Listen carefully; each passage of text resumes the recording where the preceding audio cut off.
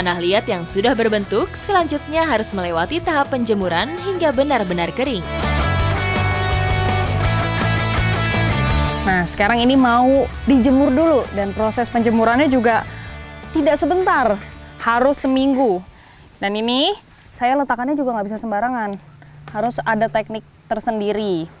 Dari bentuknya. Proses pembakaran menjadi tahap krusial, karena jika belum kering benar, gerabah akan retak atau pecah saat melewati proses ini. Yang di situ udah siap untuk dibakar ya? Oh iya, itu udah dibakar. Jadi di atasnya ditaruh jerami dulu, biar nanti tidak terlalu panas ke tanah liatnya. Oh gitu ya caranya? Sebelum dibakar dengan api besar, terlebih dulu gerabah-gerabah yang sudah tersusun dipanasi dengan api kecil. Tujuannya untuk penyesuaian suhu gerabah, jadi tidak mudah pecah saat masuk tahap akhir pembakaran. Yuk kipas. Kipasin gini aja ya? Ya, ini kepake nggak? Pakai lah. Pinggir aja.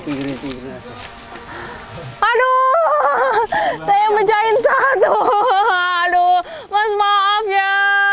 Aduh, saya sedih. Mas, ya Mas jangan marah. Satu pecah.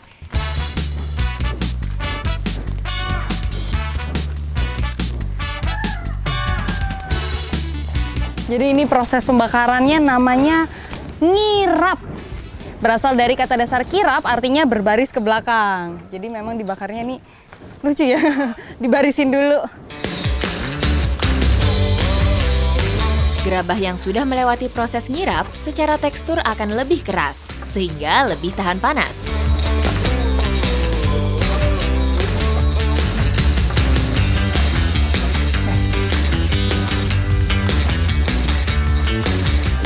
Udah kayu ya. Jadi memang proses pembakarannya itu dari bawah tadi ada jerami, kayu, gerabah, ditutup lagi pakai jerami supaya nanti merata apinya. Nah, terakhir ini sekarang saya mau ambilin abu-abunya. Nanti diletakkan di atas jeraminya tadi supaya nanti apinya itu tidak naik ke atas. Ternyata tak semudah dan sesingkat yang saya bayangkan. Namun, dengan serangkaian proses inilah yang akhirnya membuat gerabah Desa Karanganyar memiliki kualitas unggul. Ini apinya udah langsung menyebar tuh, ngeliling terus masuk ke dalam. Dan biasanya didiamkan sampai 5 jam. Tapi mulai dibuka atau dibongkarnya itu keesokan harinya supaya nanti pas diambil nggak panas.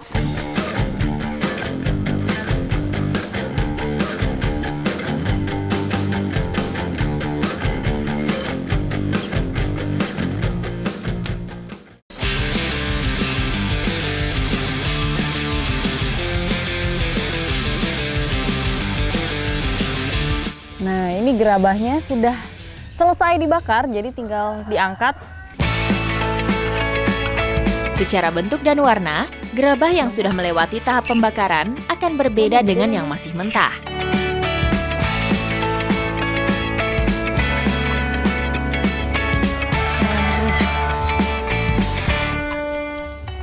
Coba saya mau angkat. Nih, kalau sudah jadi, ini suaranya aja udah beda, kedengeran lebih kokoh. Terus dari segi warna juga sudah warna coklat muda. Kalau kemarin kan warnanya tua ya. Kalau ini udah muda, udah keorenan gitu. Saya bawa ya Mbak. Inilah salah satu wujud karya anak bangsa yang sudah diwariskan selama berabad-abad sejak zaman Mataram kuno. Ini saya lihat-lihat hasilnya memang bervariasi, bentuknya lucu-lucu. Dan ini udah siap untuk dijual.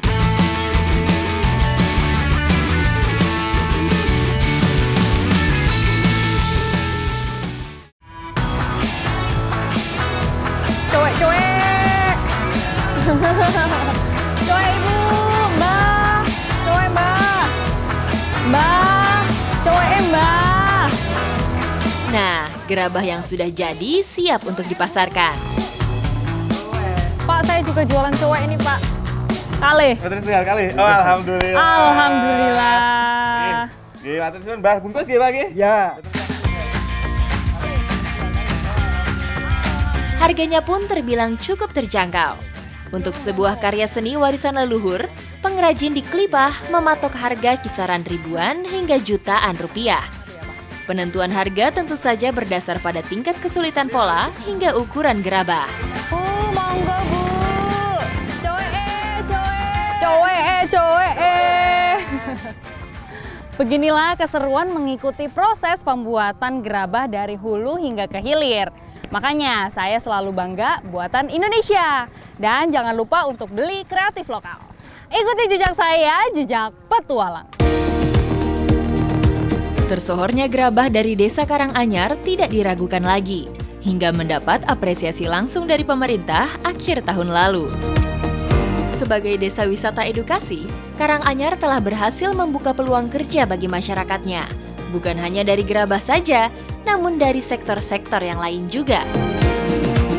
Bahkan di masa pandemi, para pengrajin gerabah justru bangkit karena banyaknya pesanan dari luar daerah.